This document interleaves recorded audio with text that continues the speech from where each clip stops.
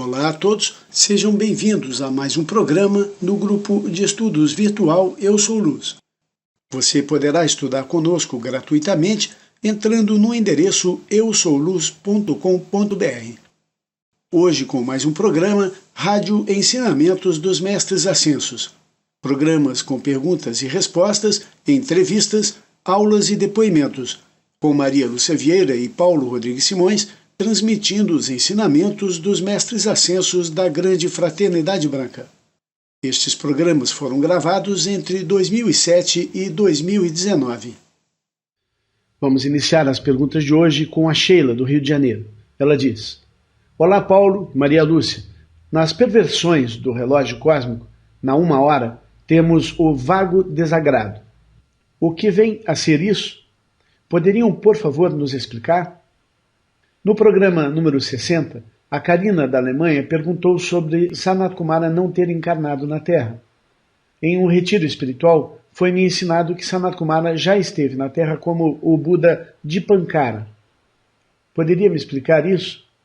Tem alguma pérola de sabedoria que fale sobre este assunto? Desde já, grata, vitória sempre na luz, Sheila.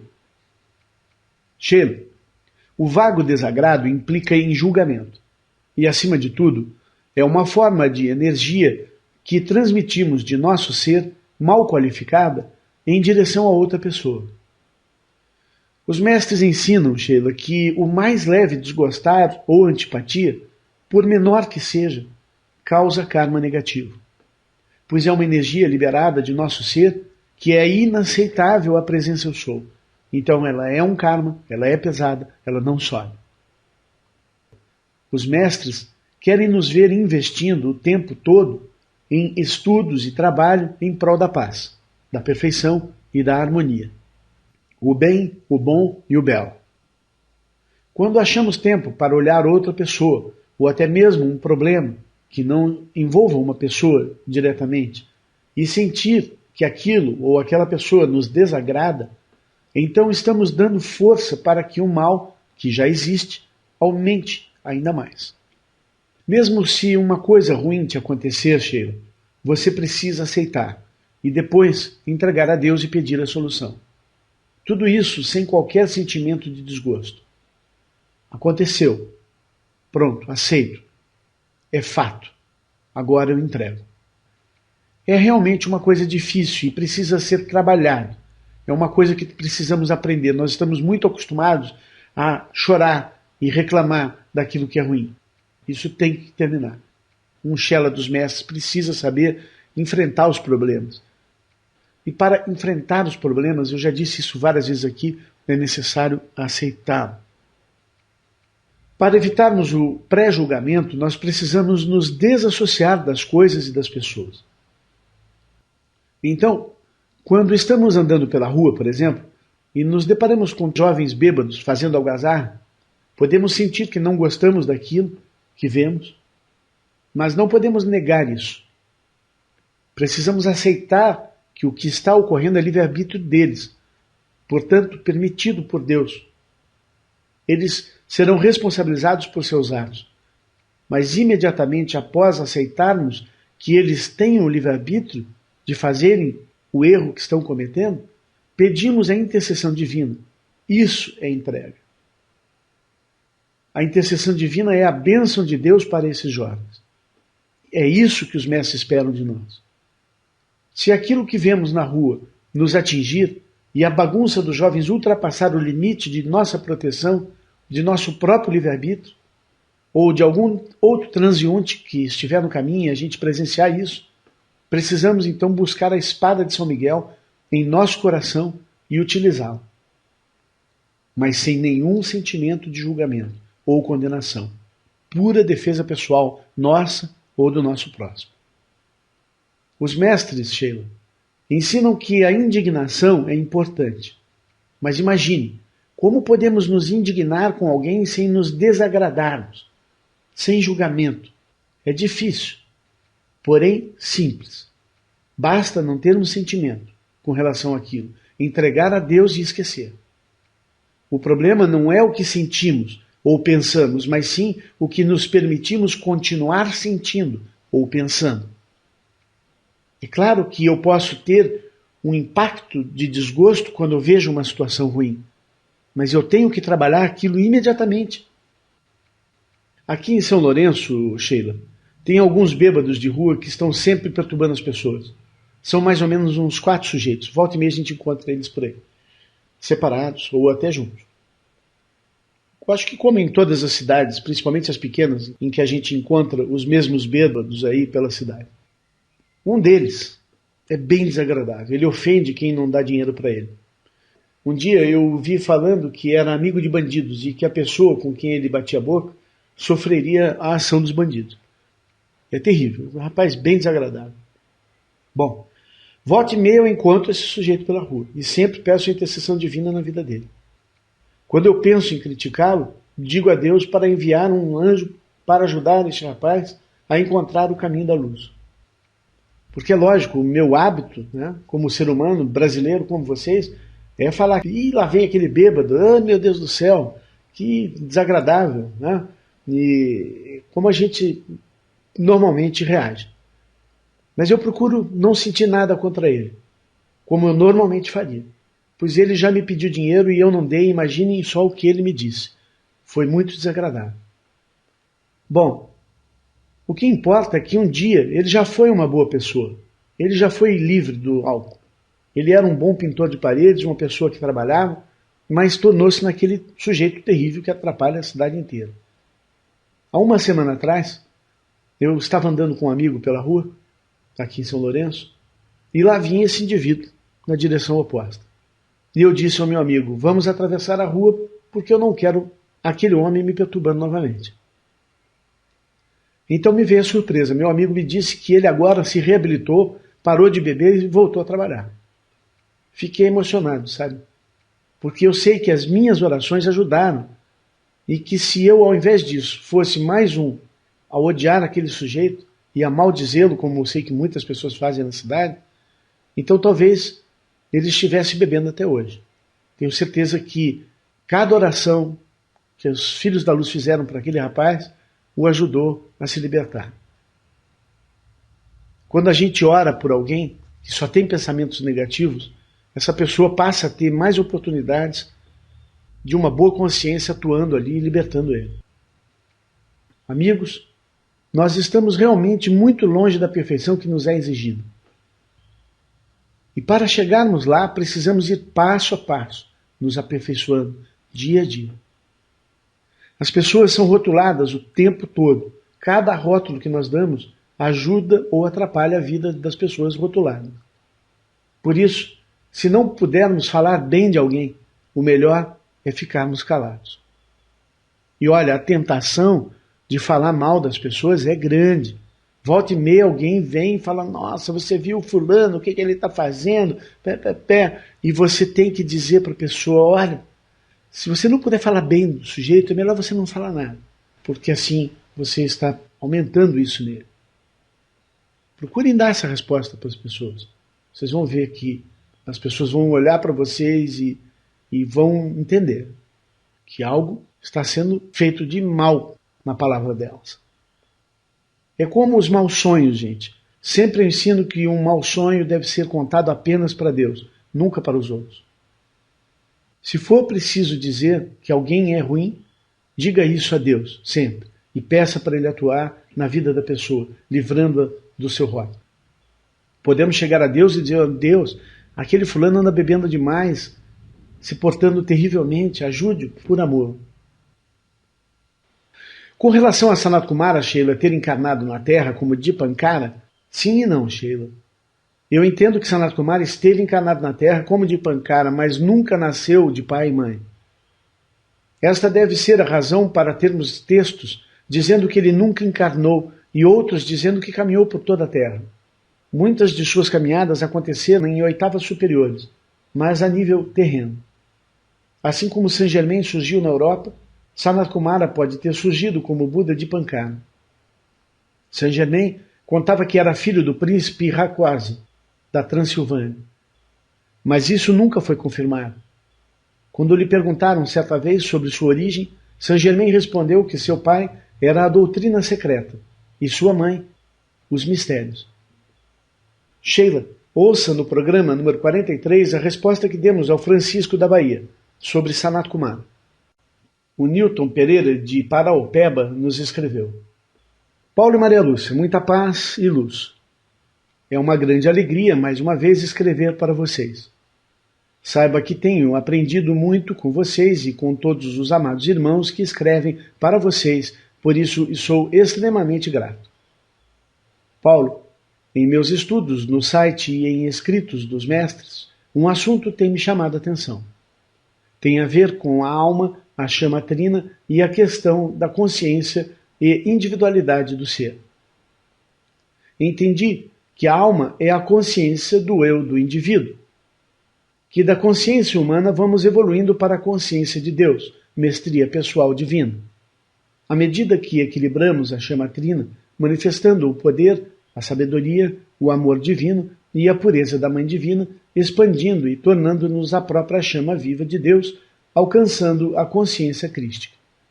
Nesta trajetória, estaremos conquistando e reconhecendo nossa verdadeira individualidade divina em detrimento da humana. Eu pergunto, este raciocínio é correto? Às vezes parece que abrir mão da individualidade e personalidade humanas é perder um pouco do que somos. É possível uma palavra sobre isso? Gostaria que, se possível, discorresse sobre este assunto. Continuo estudando sobre isto e pedindo ao meu Cristo pessoal que me ilumine sobre tudo isso. Mas, com certeza, uma palavra de vocês irá ajudar e enriquecer bastante. Muito obrigado, muita luz, vitória sempre. Eu sou Newton Pereira Alves. Sim, Newton, seu raciocínio está correto. O eu humano é aquele que está constantemente preocupado com sua fantasia de vida. Uma alma de milhares de anos precisa entender que ela não é aquela encarnação, mas sim ela está encarnada naquela posição. Eu sou filho do meu pai, eu sou filho da minha mãe, sou neto do meu avô, sou formado em tal coisa, sou brasileiro, sou carioca, paulista. Isso tudo é perda de tempo. Nós não somos, nós estamos temporariamente nas funções desta encarnação. E é muito temporário, o que parece ser uma eternidade para nós é nada. Precisamos aprender a assumir a nossa personalidade de filhos de um único pai e mãe divinos. Tem pessoas que perdem a própria vida porque um amigo, um filho, um parente está sofrendo. É difícil falar sobre esse assunto e ser realmente compreendido, Newton.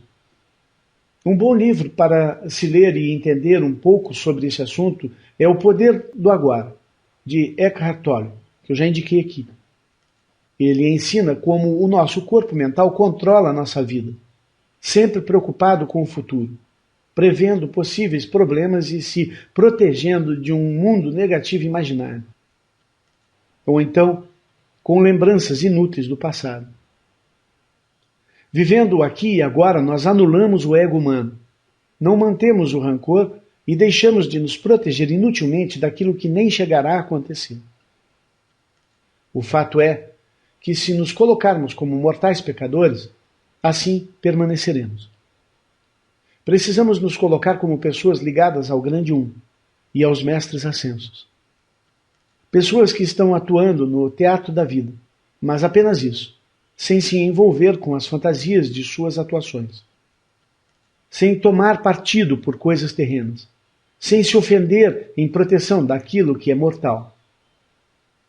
Seja qual for o nosso trabalho e interesse nesta vida, precisamos ser algo que ajude a elevação de consciência da humanidade, que ajude a manutenção da vida, que produza beleza e bem-estar, verdade, paz e harmonia para todos. A alma evolui quando equilibra a chama trina, porque ao equilibrar esta chama do Cristo, significa que a alma começou a interagir com o Cristo. Alcançar a consciência crística é uma meta de cada filho da luz, e isso exige mais do que a comunhão com o Cristo interior. Isso exige que a alma se desassocie dos 4 corpos inferiores. Precisamos entender que esses 4 corpos são apenas veículos, e a alma ganha a imortalidade quando assume sua identidade crística, livrando-se da identidade física. Podemos utilizar a imagem física apenas para manifestar o divino. Mas para isso, é lógico, precisamos entender o divino, precisamos estar em contato com o divino o tempo todo para estarmos o tempo todo manifestando o divino nas formas físicas. Nesta trajetória, estaremos conquistando e reconhecendo nossa verdadeira individualidade divina em detrimento da humana. Vou explicar isso de uma outra forma. Imagine que você tem um carro bem bonito, seu carro é a sua forma física, e você é a alma lá dentro do carro, dirigindo ele. E você tem dois caronas nesse carro. Um é o seu eu superior, o outro é o seu eu inferior. O seu eu inferior diz para você que você é o carro e que o carro é a extensão do seu ser. O eu superior diz para você, não, você não é o carro. Você pode sair do carro a hora que você bem desejar. Essa é a nossa diferença. Essa é uma forma de você entender isso. Tudo isso é pura ilusão. Você pode sair do carro quando desejar e pegar o avião para o paraíso. Mas para isso, precisa acreditar e obedecer o seu eu superior. Fazer tudo o que ele te pede para preparar-se para a grande viagem. Pode ser que ele te peça para, antes de viajar, completar uma missão ainda aqui, nesta cidade, nesta vida, nessa encarnação. Assim é a vida. O nosso comandante é o Cristo e precisamos obedecê-lo para podermos decolar para uma nova vida em nossos corpos imortais. E isto não virá com apoio extraterreno, como nós temos visto grandes campanhas de grupos que se dizem esotéricos, ensinando que os extraterrenos vêm libertar as pessoas. Isto é mentira. Não existe portal externo. Isto virá com o portal do coração. O portal é interior. Nenhuma nave vem salvar as pessoas. Se as pessoas tiverem a expectativa da vinda desses extraterrenos, eles terão o direito de vir para a Terra. Porque o que impede a vinda deles hoje é o livre-arbítrio da humanidade. Se a humanidade, em seu livre-arbítrio, aceitá-los, eles poderão vir. E realmente não será uma coisa agradável. Precisamos realmente alertar nossos irmãos que o portal para a libertação é a evolução da alma, não existe libertação física entrando em naves espaciais e fugindo e deixando o planeta para trás, como é a mentira que muitos contam. Espero ter te ajudado, Newton, nessa sua compreensão sobre a evolução da alma. Esse é um assunto muito complexo, que tem muito para se falar. Eu acho que em cada programa a gente vai falando assuntos que ajudam a libertação da alma. A Ana Maria de Serrania, Minas Gerais, nos escreveu dizendo: eu desejo saber o que significa filho do sol. Ana Maria, é interessante como as perguntas de vocês se complementam.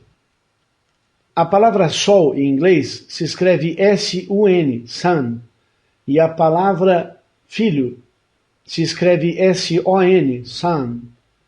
Bem semelhante, não é mesmo? Então elas estão até na escrita muito ligadas, pelo menos no inglês. Akhenaton ou Iknaton, como em alguns casos é chamado, era conhecido como o Filho do Sol. Ele foi uma das encarnações de Mark Prophet.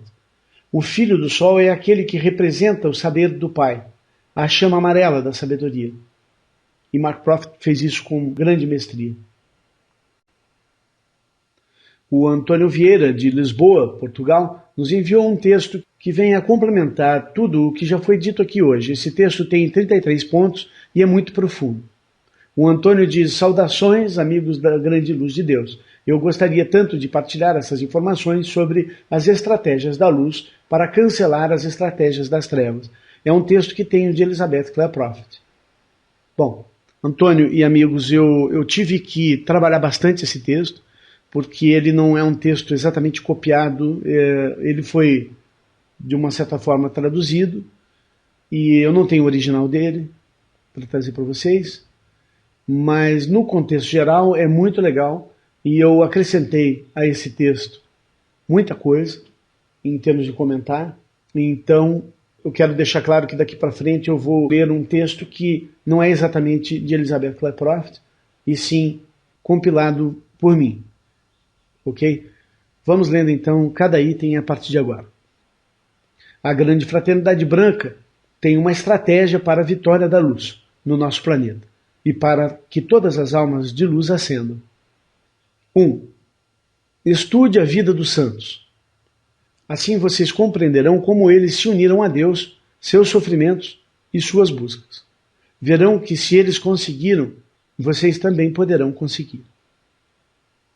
As trevas têm a estratégia de fazer-nos sentir que estamos separados do corpo de Deus. Número 2. Ligue-se à hierarquia dos mestres ascensos. Busque a comunhão com os mestres. Quanto mais se comunicarem com eles, no dia a dia, mais eles se comunicarão com vocês. As trevas têm a estratégia de fazer-nos sentir separados da hierarquia superior. 3. Lembre-se de que fazemos parte da comunidade do Espírito Santo. Isto significa que somos todos um. É como aqui no grupo de estudos, vemos que as perguntas de cada semana são parecidas. Isso mostra que o Espírito Santo nos une e que os mestres ascensos trabalham-nos como um grupo unido, mesmo estando nós separados fisicamente. Temos as mesmas dúvidas e ao mesmo tempo. Perguntas similares são feitas para uma compreensão maior de um assunto. Quando eu oro, amigos, pelo Brasil, para que os políticos ruins sejam tirados e em seu lugar outras pessoas honestas assumam o poder, então muitos outros filhos da luz unidos pelo único Espírito do Deus vivente fazem uma oração similar à minha, sem que eu mesmo saiba disso, e o corpo espiritual divino pode atuar em grande escala. Um verdadeiro trabalho de formiguinhas, liderado pelo Espírito Santo. Acreditem, amigos, no corpo místico de Deus. Se cada um fizer a sua parte, os mestres poderão fazer a diferença. As trevas têm a estratégia de fazer-nos sentir isolados e sozinhos, pequenos e sem poder. 4. Retirarmos conscientemente a nossa luz de locais que não devem receber. Evitar criar uma falsa hierarquia na nossa mente. Quando afirmamos que os bandidos estão vencendo, estamos dando poder a eles. É comum vermos os filhos da luz dizerem que o mal não pode ser vencido e que já dominaram tudo. Isso aumenta o poder deles. Os jornais ficam mostrando o poder dos bandidos. Ficar assistindo isso sem tomar uma atitude e pedir a intercessão de São Miguel, Astra e Shiva é o mesmo que dar a eles a permissão para continuar atuando. Na cafeteria da Summit Lighthouse em Montana, quando estávamos jantando e o jornal estava lá no telão e aparecia uma cena onde o mal estava atuando, todos paravam a sua refeição e começavam a pedir o julgamento e a ação do divino sobre o mal que estava atuando em tal situação ali no jornal. É muito legal. Sabemos o nosso poder e fazemos isso na mais pura paz de espírito. Pedimos a intercessão de Deus. As trevas, amigos, têm a estratégia de usar a luz dos portadores de luz para perpetuarem a falsa hierarquia. 5. Afirme que o Deus que está dentro de você é bom e o suficiente. Estude a vida dos santos, eles também fizeram erros. Estude a sua psicologia. Ria para o mal. Temos o hábito de ficarmos bravos com as maldades. A braveza indica que nada podemos fazer. O sorriso nos traz a confiança de nossa capacidade de vencer o mal. Experimente sorrir para o mal e pensar na ação do Espírito Santo, consumindo as imperfeições. Deus em mim pode atuar purificando o mundo, desde que eu olhe e visualize a perfeição, sorrindo.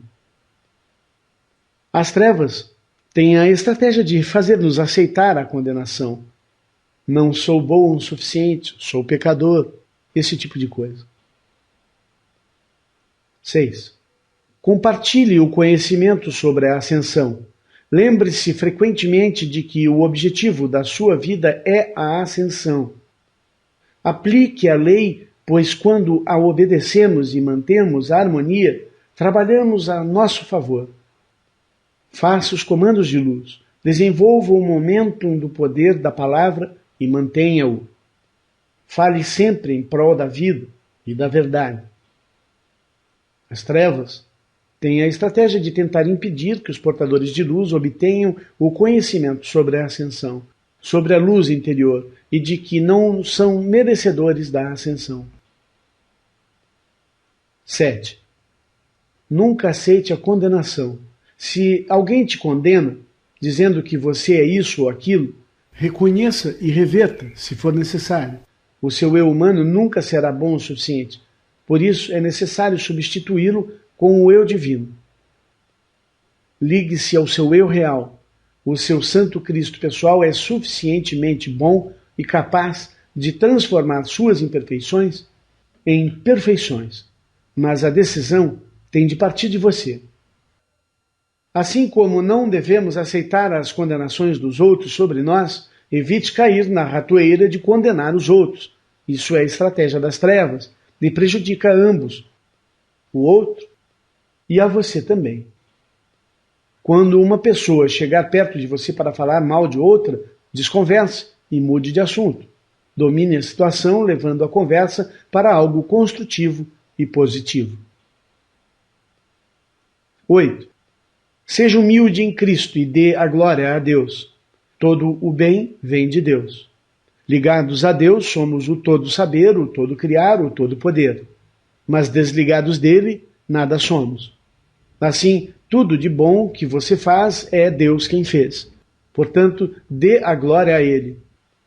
Desta forma, você ajuda os que o veem dar graças a Deus a entender que com Deus eles também podem fazer tudo, assim como você fez. As trevas têm a estratégia de lisonjear e adular o ego humano, mostrando que só você pode e ninguém é tão bom quanto você. Blá, blá, blá. Cuidado com os líderes espirituais que se mostram poderosos. 9. Não estamos aperfeiçoando o humano. Estamos nos tornando no Cristo. Mantenha-se em movimento e não estará no mesmo plano de consciência. É necessário buscar ser hoje melhor do que ontem e amanhã melhor do que hoje.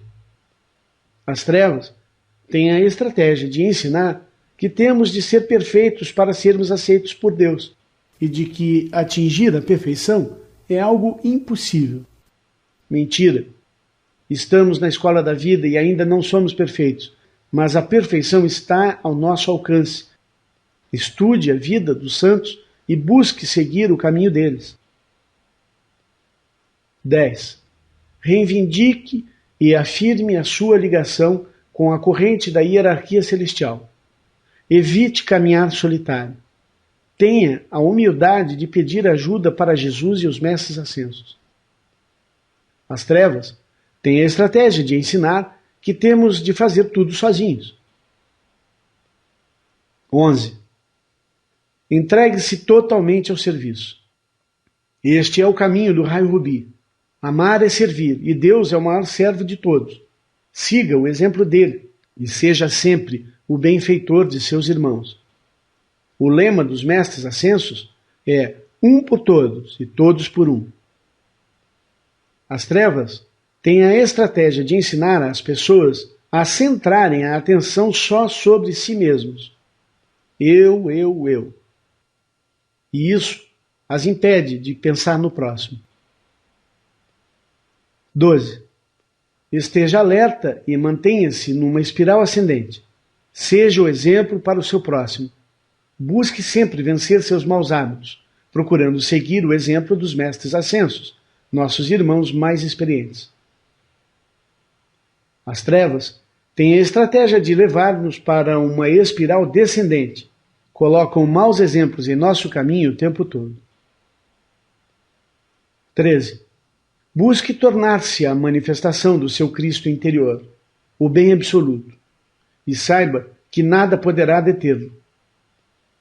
Confie em Deus e ligue-se na realidade absoluta de Deus.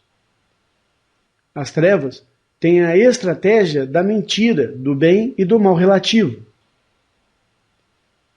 14. Compreenda a diferença entre a simpatia humana e compaixão. As trevas têm a estratégia de ensinar a simpatia humana. Na compaixão, ajudamos o próximo, mas não nos deixamos arrastar para o mesmo buraco onde nosso irmão caiu. Na simpatia humana, morremos no mesmo buraco onde nosso próximo caiu. 15. Compreenda a unidade do um. Mantenha o conceito imaculado onde todos trabalham, em união, um servindo ao outro. Sozinhos, nada somos, nada produzimos. As trevas têm a estratégia de dividir e conquistar.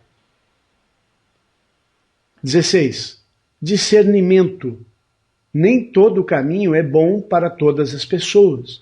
O discernimento só existe quando ouvimos a intuição de nosso santo coração. As trevas têm a estratégia de ensinar a imitar. Ensinam a fazer tudo igual e sem criatividade. É o modismo, né? A própria moda é uma coisa das trevas, a gente sabe. Todo mundo vestia a mesma roupa, todo mundo fazia o mesmo tipo de dança. Quantos começaram a fumar por modismo e encurtaram seus dias? Isso é uma maneira de arrastar as multidões. 17. Veja as coisas numa perspectiva mais alargada. As oportunidades são divinas e a expectativa precisa ser sempre positiva. A Deus tudo é possível. E desde que você esteja positivo e esperançoso da solução, Deus enviará uma nova porta, um novo caminho. Quem se limita, limitado é. Acredite que a necessidade traz a oportunidade. A palavra oportunidade, em inglês, é opportunity e significa open port to unity, ou seja, porta aberta para a unidade. Oportunidade, uma porta aberta para a unidade com Deus. As trevas têm a tática de estrategicamente levar-nos a uma direção errada, onde não existem portas abertas, apenas becos fechados, fazendo-nos acreditar, então, que não existe uma solução para este ou aquele problema. 18. Mantenha-se firme nos seus objetivos e concentre-se no amado poderoso Vitória. O poderoso Vitória, amigos, é um maravilhoso ser de luz que atua no topo da hierarquia da realidade divina, nas 9 horas do ciclo do relógio cósmico. Não por acaso, esta é a porta de entrada da casa do Espírito Santo. Não importa em quantos becos sem saída você se encontre, desde que você acredite, sempre existirão portas para você abrir. As trevas têm a estratégia de tentar desgastar-nos através de pequenos conflitos. Vença os conflitos invocando o poder do Espírito Santo sobre todas as coisas. Vocês vão se surpreender com os resultados de suas invocações. 19. Saiba qual é a lei de Deus e siga-a. A lei de Deus foi entregue a Moisés no Monte Sinai. São os 10 mandamentos de Deus. Quais são? Amar a Deus acima de todas as coisas. Amar ao próximo como a si mesmo. Não invocar o santo nome de Deus em vão. Descansar no 7º dia, domingo, não é o sábado. Honrar teu pai e tua mãe. Não matar. Não cometer adultério ou pecar contra a castidade. Não furtar. Não levantar falso testemunho. Não cobiçar as coisas alheias. No programa 29, nós falamos sobre cada um desses 10 mandamentos, explicando-os um a um. As trevas, amigos, têm a estratégia de ensinar que, abre aspas, se me faz sentir bem, é porque é bom, fecha aspas. Não é bem assim. Há muitas coisas que dão um falso e passageiro bem-estar, mas que custam muito caro no final. As leis de Deus formam linhas que não podemos cruzar. O povo norte-americano costuma dizer que quando uma pessoa erra feio, que ela passou a linha, eles dizem, he crossed that line. Ele cruzou aquela linha. Quando erramos, nos comprometemos com o mal, e isso é ruim. Isso é cruzar a linha.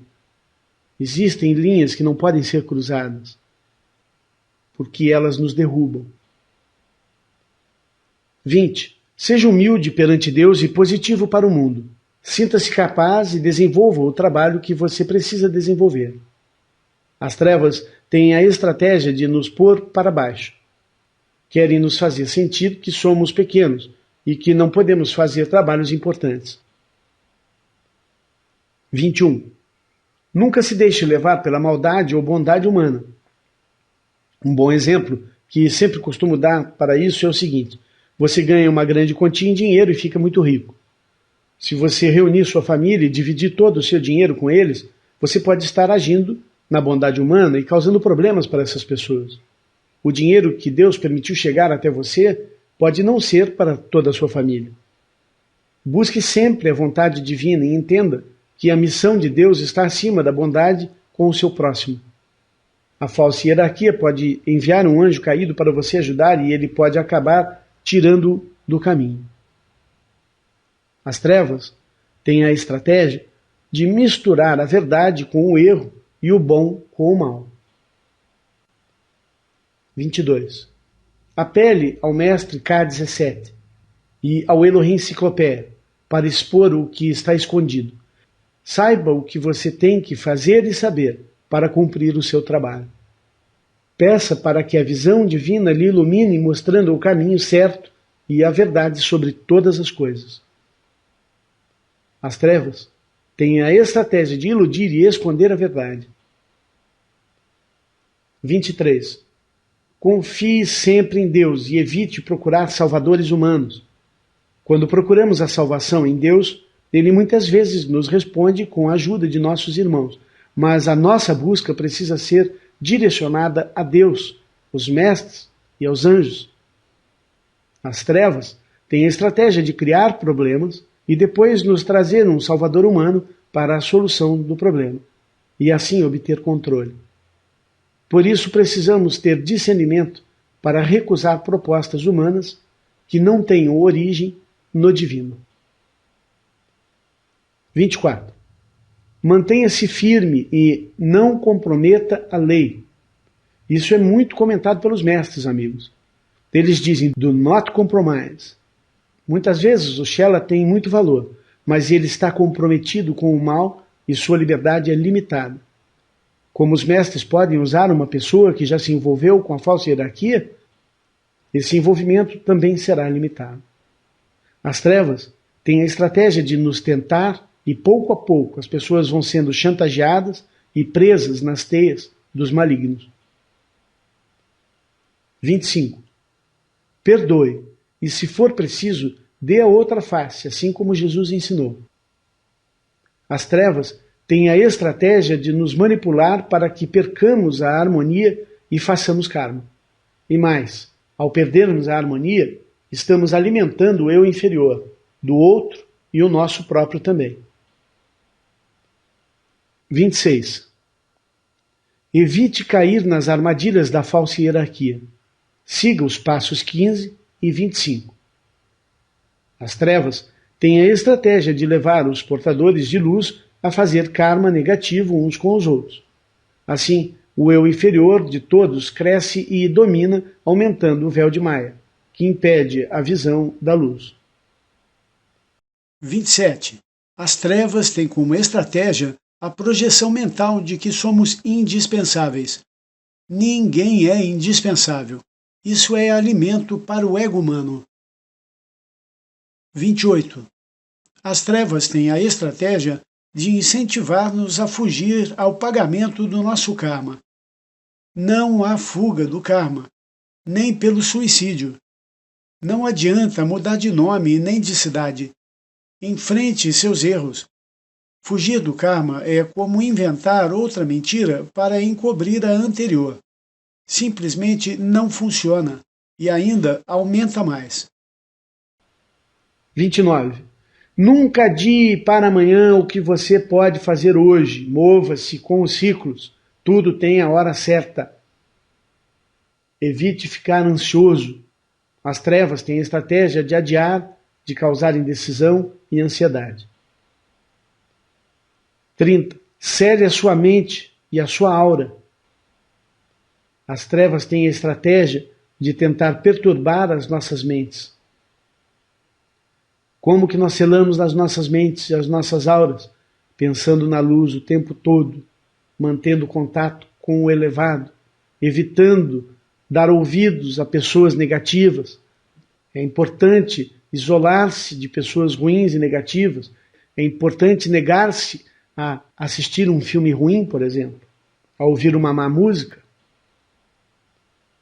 31. Tenha uma consciência da vitória. Visualize-se vencendo. Saia de viagem visualizando a sua chegada. Inicie um empreendimento sempre com a visão positiva da realização do seu objetivo. As trevas têm a estratégia de tentar nos levar ao desencorajamento, à depressão e ao desespero.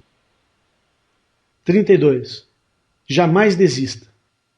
As trevas têm a estratégia de pressionar a simplesmente desistir. Então mantenha-se firme, decidido naquilo que você sabe que tem que fazer. Vá até o fim. 33. Antecipe-se aos movimentos das forças das trevas e esteja preparado para as iniciações. O ciclo do relógio cósmico ensina isso com perfeição. As trevas têm a estratégia de tentar antecipar-se aos movimentos da grande fraternidade branca. Grato, Antônio. Grande colaboração sua ao grupo. A Luciane de Curitiba nos mandou a sua pergunta gravada. Vamos ouvir. Oi, Paulo, Maria Lúcia. Por favor, sobre os testes tão falados, é difícil para mim entender essa questão. Eu vejo a lei da consequência. Exemplo, peguei uma chuva e vou ficar resfriada. Eu não vou ficar resfriada porque é um teste ou um castigo para mim. É apenas a consequência de um ato meu. O máximo que consigo imaginar em questão de testes é o Cristo pessoal da pessoa aplicando alguma prova, mas não algum mestre nos avaliando. Vocês podem falar sobre isso? Obrigada e vitória sempre, Luciane Curitiba. Luciane, o teste do seu exemplo não foi o resfriado, mas sim a própria chuva. Talvez tivesse passado o teste se, ao tomar a chuva, tivesse decretado que estaria livre de um resfriado após a chuva. Assim teria passado no teste. O resfriado foi a consequência do teste não vencido. Ao contrário, quando alguém é pego pela chuva, a primeira coisa que a pessoa diz é: acho que vou pegar um resfriado. Decreta negativamente e não passa o teste, é lógico. Os mestres ascensos estão no nível do Cristo pessoal. Eles atuam em conjunto. Lembre-se sempre que eles estão e atuam sempre sobre o lema: um por todos e todos por um. Os mestres permitem que passemos por situações onde eles analisam a nossa reação. Nós, em nossa humilde posição, pensamos que testes são apenas grandes problemas que passamos, mas não é bem assim. Muitas vezes pequenos e não reconhecidos testes poderiam, se bem passados, nos elevar o nível de consciência. Na realidade, somos testados a cada momento e em todos os nossos atos. A ascensão é o resultado de muitas e muitas decisões corretas. Ou, se você assim desejar, testes vencidos. Por isso, os chelas precisam entender, como ensinam os mestres, que não importa muito o que te acontece, mas sim como você reage ao que te acontece. Entenda que o anjo do registro está ao seu lado, escrevendo nos pergaminhos de Deus todos os seus atos. Pois não importa tanto o que você pensa, mas sim aquilo que você decide falar e ou fazer com os seus pensamentos. Nada é por acaso, nada é em vão. Tudo tem o seu motivo de ser, tudo tem sua razão. Lembre-se sempre, na hora em que encontrar qualquer problema em seu caminho, aceite e depois, em harmonia, busque a solução na sua presença eu sou, sem se desesperar, sem ser negativo. Para completar esse assunto, Luciane, nós vamos ler agora um trecho de uma pérola de sabedoria de Maharshi Chohan, de agosto de 1958. Pérola volume 1, número 3. Abre aspas. Naturalmente, desde que vocês são até agora não ascensos, eu não posso prometer que porque vocês chamam a mim, que sou totalmente livre e sou um ser ascenso, que seu chamado irá instantaneamente e eternamente aliviá-lo de outra vez experimentar desagrados. Testes da força de sua luz precisam chegar até vocês através de certas experiências diárias, mas passe cada teste vitoriosamente, invocando a luz de ambos, a própria amada presença eu sou e a nossa, os mestres ascensos. A grande lei nos permitirá ajudá-los, segurando a fé para vocês, na realidade e no poder da sua própria presença de Deus, até que vocês possam obter sua própria ancoragem na presença eu sou. Com nossa ajuda consciente, vocês podem passar suas provas muito mais rapidamente e vitoriosamente do que se o fizessem sem o nosso apoio. Assim vocês encurtarão os dias de suas angústias humanas. Fecha aspas. Muito legal. O José Wilson de Belém nos escreveu dizendo: prezada Maria Lúcia, prezado Paulo, que a vitória sempre esteja com vocês. Sempre. Em meus estudos fiquei um tanto confuso. O Elohim Pureza é a mesma deusa Kali, que segundo certa vertente do hinduísmo é cruel e sangrenta? Um abraço fraterno, José Wilson. José, primeiramente vamos corrigir uma coisa. Quando falamos os nomes dos 7 poderosos Elohim de Deus, Hércules e Amazônia do primeiro raio, Apolo e Lúmina do segundo raio, Eros e Amora do terceiro raio, Astréia e Pureza do quarto raio, Ciclopeia e Virgínia do quinto raio, Paz e Aloha do sexto raio, Arturos e Vitória do sétimo raio, de todos estes 7 Elohim, Astréia é o único que a contraparte feminina é sempre falada em primeiro plano. Assim, Hércules é alfa, masculino, e Amazônia é ômega, feminino. Apolo, no segundo raio, é masculino, alfa, e Lúmina é ômega, feminino. Eros é alfa, masculino, e Amora é ômega, feminino. Astréia, que nós começamos falando Astréia, né, é ômega, feminino, e seu contraparte, masculino, é pureza. Ciclopeia é alfa, masculino, e Virgínia é ômega, feminino. Paz é alfa, masculino, e Aloha é ômega, feminino.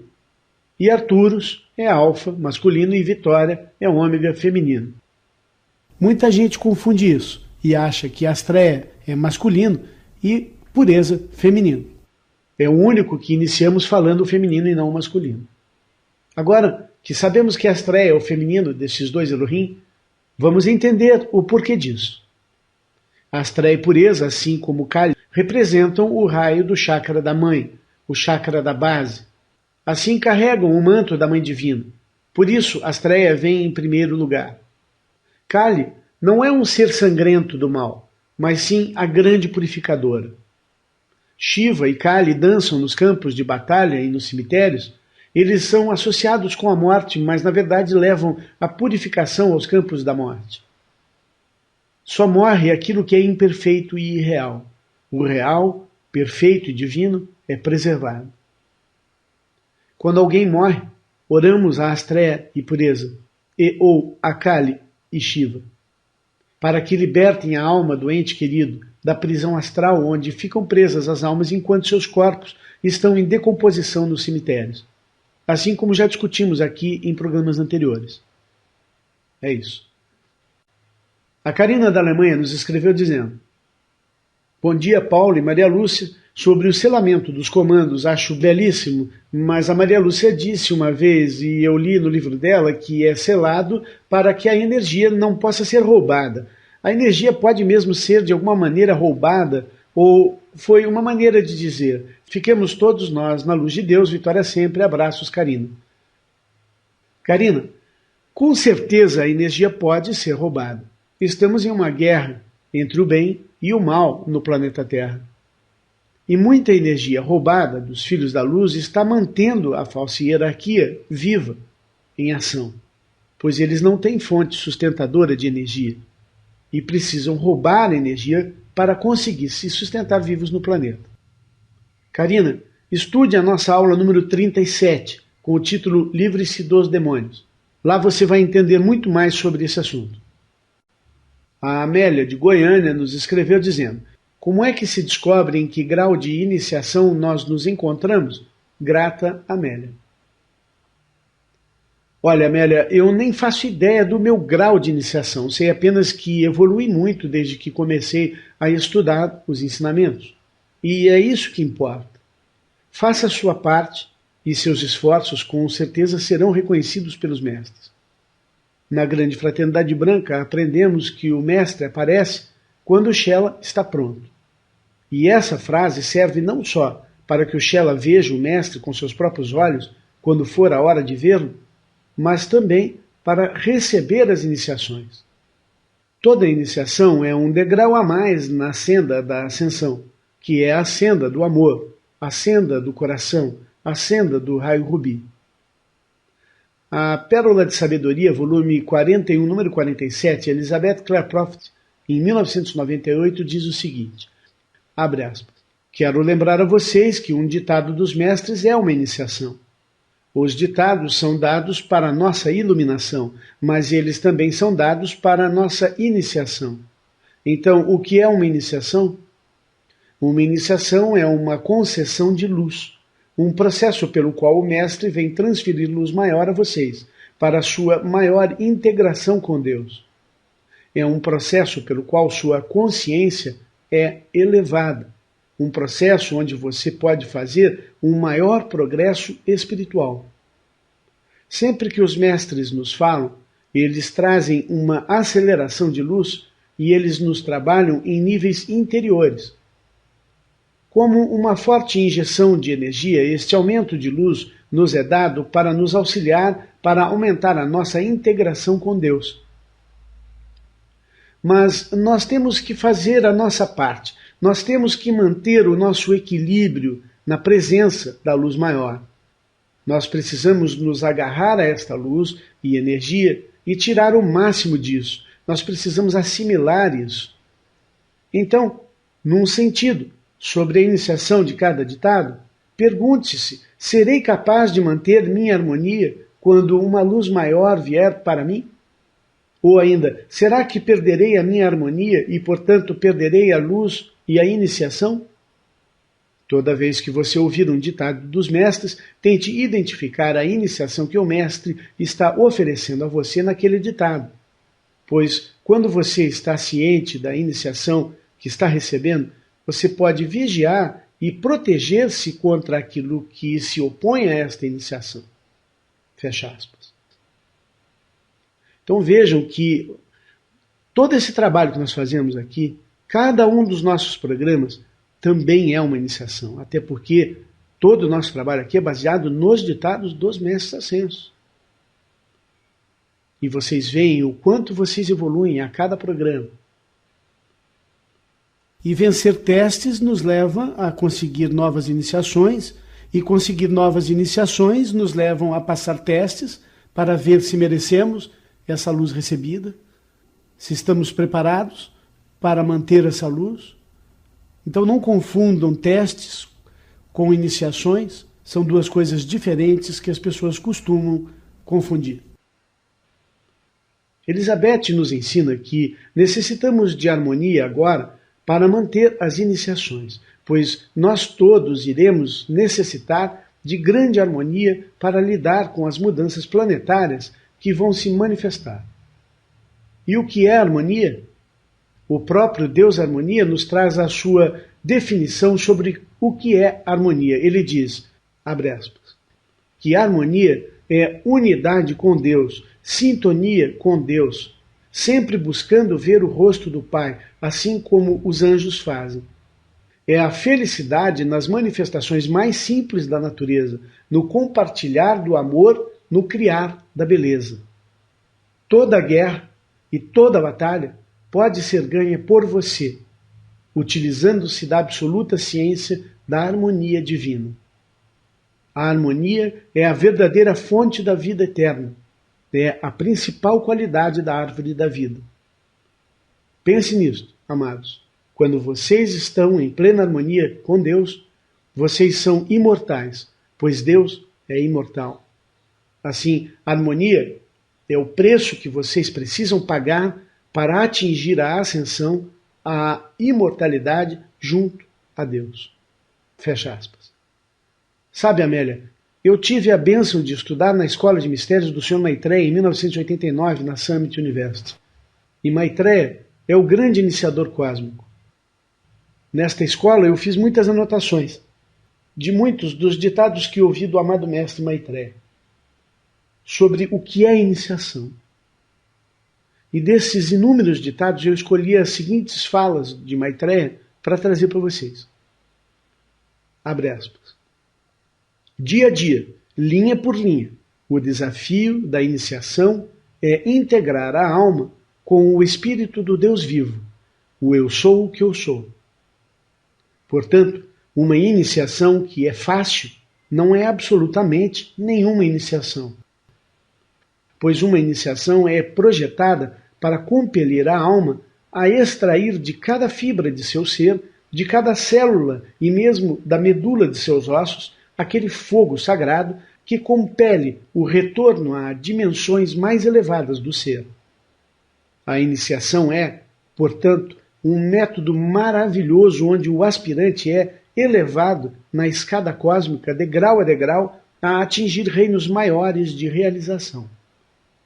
O propósito da iniciação é inaugurar espirais de integração divina entre almas que se moveriam em direção ao centro, que é vida.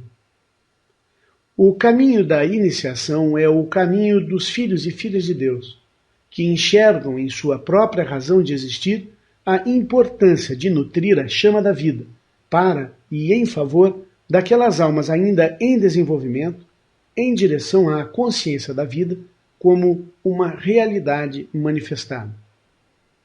Entendam que o caminho para a iniciação cósmica é tornar-se envolvido com os seres cósmicos de luz, interagindo com as forças de luz, sempre em prol daqueles que estão desgarrados deste contato superior.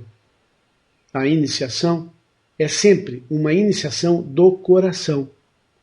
Coração é integração, e integração é a harmonia entre os seres de luz unidos ao grande Um, que é Deus.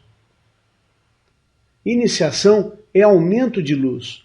Toda luz é poder, toda luz é energia, toda luz contém as qualidades do corpo causal. Uma iniciação não é apenas um aumento de poder. Iniciação é um presente valioso. Mas também é como receber um empréstimo do banco. Porque se você não investe esse dinheiro adequadamente, você perde dinheiro do momento em que ele está na sua mão.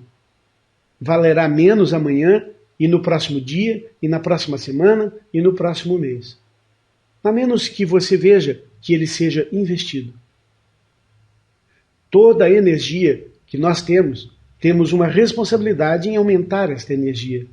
E fazemos isso utilizando esta energia sempre em prol do próximo.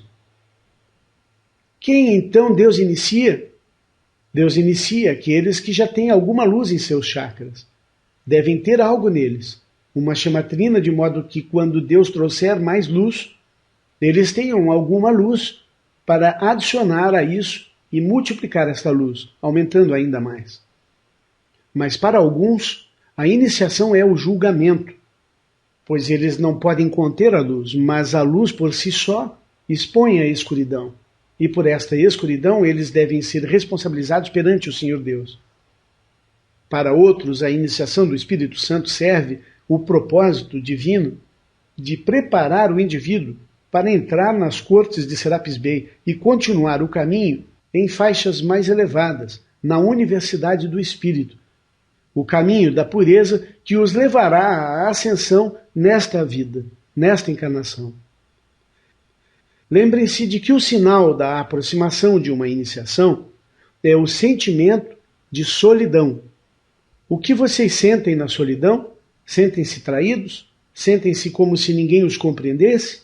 Sentem-se como se não tivessem nenhuma identificação com qualquer pessoa no mundo inteiro? Sentem-se como se ninguém conhecesse o seu coração neste momento? É este vácuo causado pelo sentimento de solidão que atrai o fogo do Altíssimo para preencher sua solidão com um novo mundo, um novo ciclo, uma nova luz.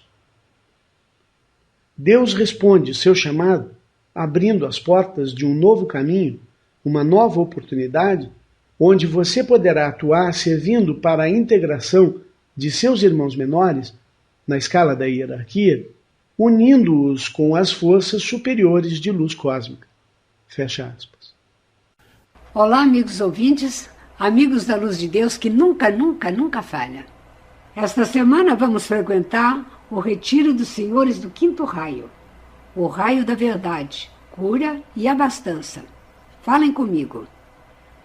Em nome do meu Santo Cristo pessoal, eu invoco o amado Mestre Larion e peço que envie um anjo para me buscar esta noite e para acompanhar minha alma até o seu retiro espiritual sobre a ilha de Creta, na Grécia. Querido Mestre Larion, mostra-me a verdade da minha vida. Em nome do Pai, da Mãe, do Filho e do Espírito Santo. Amém. Amém. Venha estudar conosco no grupo de estudos virtual Eu Sou Luz, pelo endereço eusouluz.com.br. Participe com sua doação para que possamos levar os ensinamentos para mais e mais pessoas, pelo Pix contato@eusouluz.com.br.